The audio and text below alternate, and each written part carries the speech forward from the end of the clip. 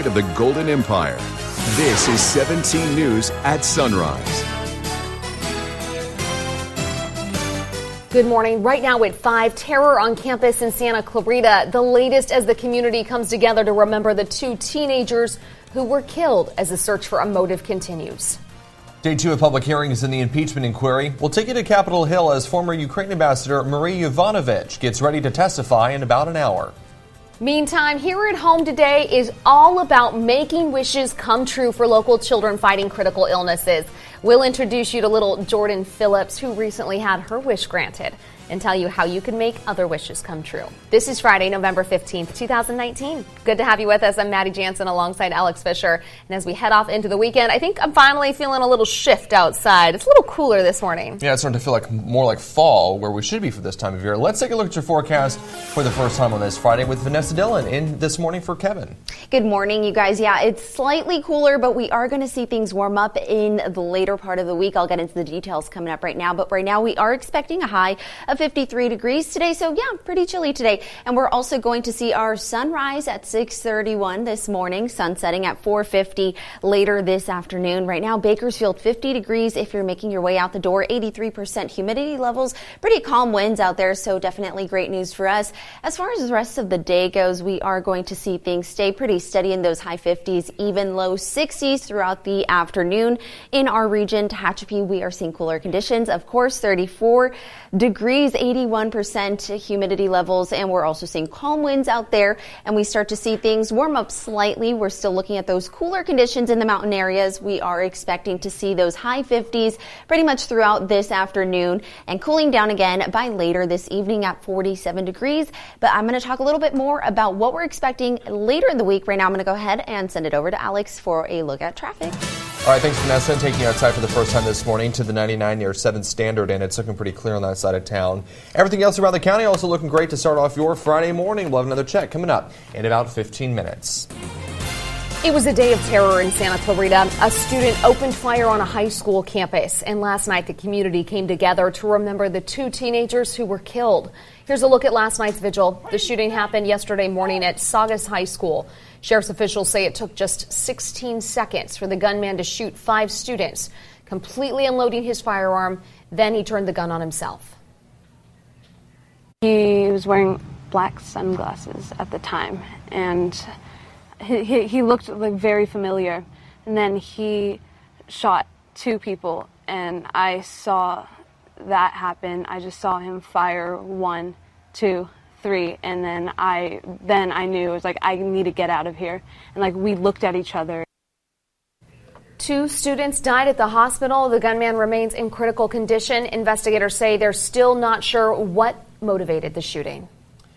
They're on the front lines tackling the homeless issue here in Kern County, and they're speaking about solutions to the problem. 17's Amber Frias was at a community forum last night and brings us more details. The community forum was hosted by the Kegley Institute of Ethics. The panelists included Louis Gill, executive director of the Bakersfield Homeless Center, and 2 formerly homeless individuals who now serve in leadership positions addressing homelessness down south. I've always used drugs all my life since I was 15 years old, and it was a big lifestyle for me. Meet Dorothy Edwards, formerly homeless, but now the Enrichment Services Coordinator for Housing Works of California, a Southern California homeless service organization. Edwards lived on the streets on and off for most of her life. The hours became days, the days became weeks, so weeks became months, and months became years. 7 years. During a homeless point in time count, Edwards was labeled chronically homeless. I was deemed one of Pasadena's most likely to die on the streets within a year if I wasn't housed. Luckily, Housing Works was able to find Edwards a home. Whew, man. Well, I'm clean. I had a 40-year addiction. Over 25 years, I was an IV drug abuser as well. She's been living there for 7 years. The solution to homelessness is a home. It's the bottom line.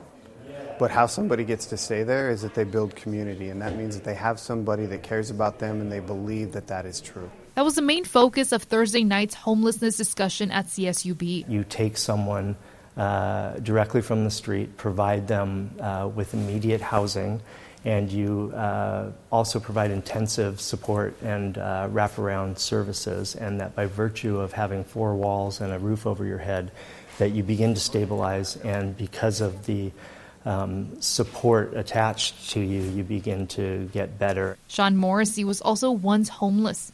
Now he works as Director of Advocacy and Community Engagement for Union Station, another homeless service organization. I'm the rule rather than the exception, that this is what happens when you, first of all, give someone a place to live, and then surround them with the proper amount of love and nurture and intentional supports. People begin to get better. Kern County's last homeless count identified 1,330 homeless individuals, 178 chronically homeless like Dorothy Edwards. Amber Frias, 17 News. It has been 4 months since the body of McFarland City Manager John Wooner was found in the Kern River Canyon. Now the death is being ruled an accident. That's what the coroner officially ruled his death yesterday. The Kern County coroner said Wooner drowned due to blunt force injuries suffered in the crash. Wooner disappeared in May after visiting his father's grave in Bakersfield. In July, a city-issued vehicle was discovered in the canyon. The CHP could not determine whether Wooner had crashed the vehicle on purpose or if it had been an accident. She was widely regarded as the most knowledgeable journalist in the southern San Joaquin Valley when it comes to water issues. And now, several years after leaving the Bakersfield Californian, Lois Henry is wading into new business ventures. The award-winning journalist held a party late last night to launch her new nonprofit website dedicated to covering water issues here in the valley. Henry says because of new groundwater laws, it's likely that we will lose 1/3 of our agriculture in the valley. And that's not all. And the other thing that we have here in the Central Valley is major water quality problems. We have people who are living in third world conditions, and the rest of the world doesn't seem to really appreciate or know or how to understand how to fix those issues. And so my goal is to bring as much of this to light as possible. The event was held at the new Metro Galleries on 18th Street in East Chester. For more information, go to sjvwater.org. 5:07 now, and still ahead this morning. The goal today, making wishes come true for local children battling critical illnesses. Yeah, we'll explain how your money will go a long way here in Kern County for Make-A-Wish Kids. That's coming up after the break. Working in the spirit of the Golden Empire, this is 17 News with Maddie Jansen, Alex Fisher, and Kevin Charette with your Pinpoint Doppler forecast. This is 17 News at Sunrise.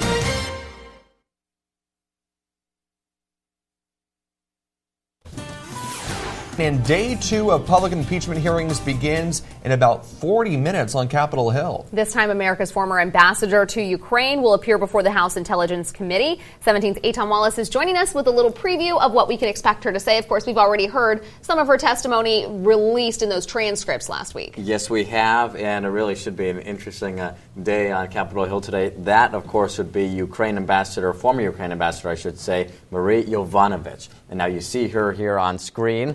According to a transcript, Yovanovitch told lawmakers privately she was the victim of a smear campaign by President Trump and his allies that got her fired.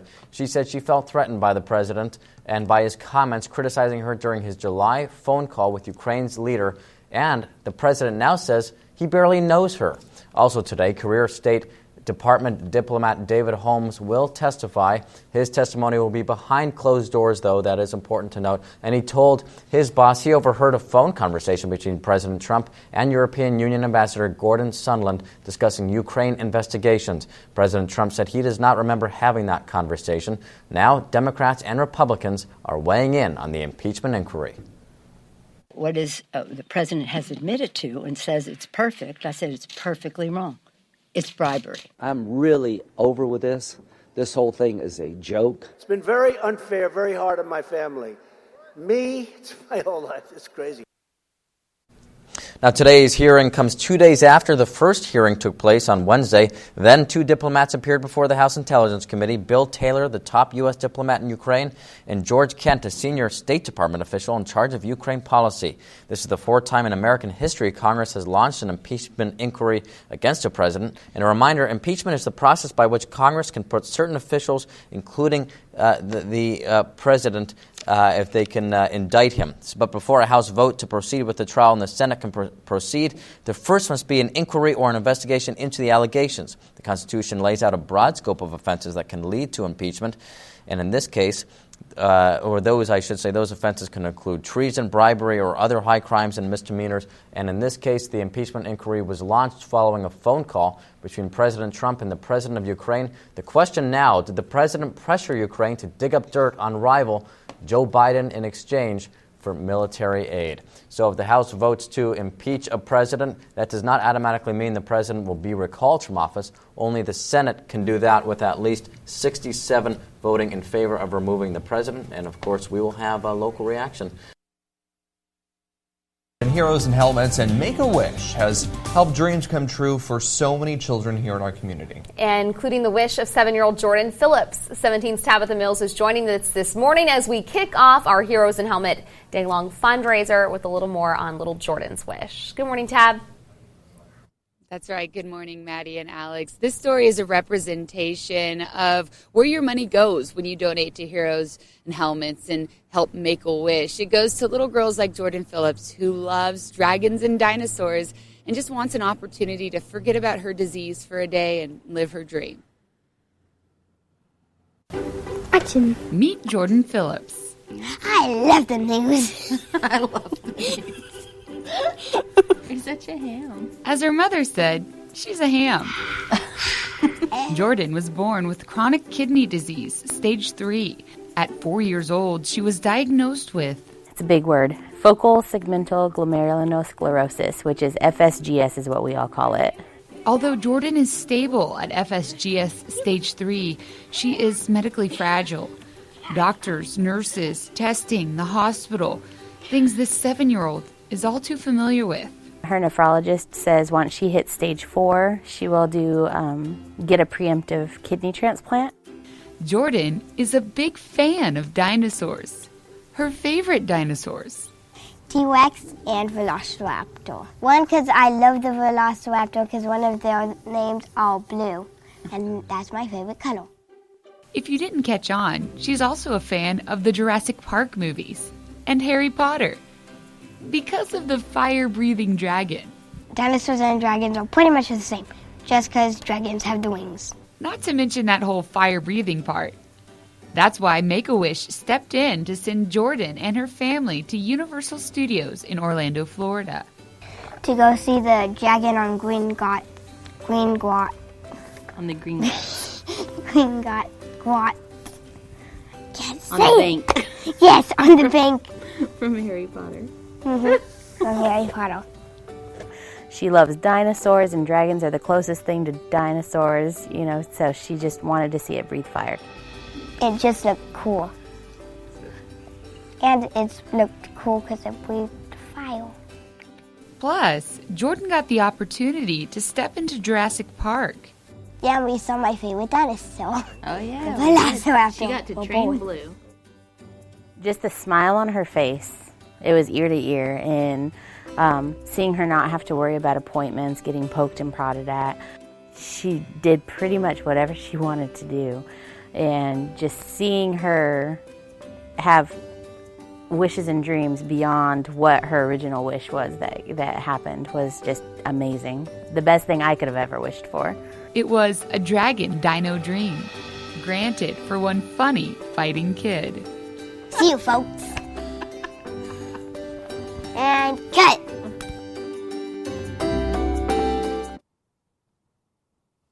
And that's why it's so important what we're doing here today for everyone watching at home, the Heroes in Helmets fundraiser to benefit Make-A-Wish, to help kids like Jordan forget about their critical illnesses for a day and have fun and get a smile on their face. And we know it's hard for them and their journey is always difficult. So if we can help in any way with that journey, we want to do that. And so today, Heroes in Helmets is happening right outside of our KGET studios at 21st and L Streets at Compassion Corner, actually right across the way. From 7 to 2, you'll see firefighters out collecting donations, and any donation you give, big or small, is much appreciated. There's also a deep pit sandwich opportunity for lunch if you need lunch plans. We hope you'll join us then for lunch. And in about 30 minutes, we'll talk more with Catherine Anspaugh with Make-A-Wish and to just, really tell you what this fundraiser is all about and really how we can help children in our community with critical illnesses. Maddie and Alex, we're going to send it back to you in the station right now. But if anyone, again, can make it out today, we hope to see you out here at Heroes in Helmets. Absolutely. It's going to be a great day for a barbecue, too. So you might as well just come out and eat lunch with us, grab a few friends. It'll be a great time. And that's just one example, Tab, of what you just showed us of, so many kids who are looking to receive their wish. Absolutely. Yeah. Really is. There's a number of kids in our community who benefit from Make-A-Wish. And Jordan, like you said, is just one example. But the deal is there are so many more who have wishes that we want to grant. And that's what today's all about, is raising those funds to make those kids' wishes come true. Okay. Thanks so much, Tab. It's 5:26 now, and in business news this morning, workers from different industries all working under the same roof but employed by different people. It's called co-working, and the new business trend of shared office space is happening here in Bakersfield. Tabari Brannon and Scott Burton launched Mesh Co-working downtown 5 years ago. The idea is that shared space lends itself to shared ideas, like this one. For artist Amanda Schaefer, her logo was designed with the help of a coworker next door. Now, Schaefer collaborates with Jocelyn DeMaya, who shares studio space. We run an organization and a business together.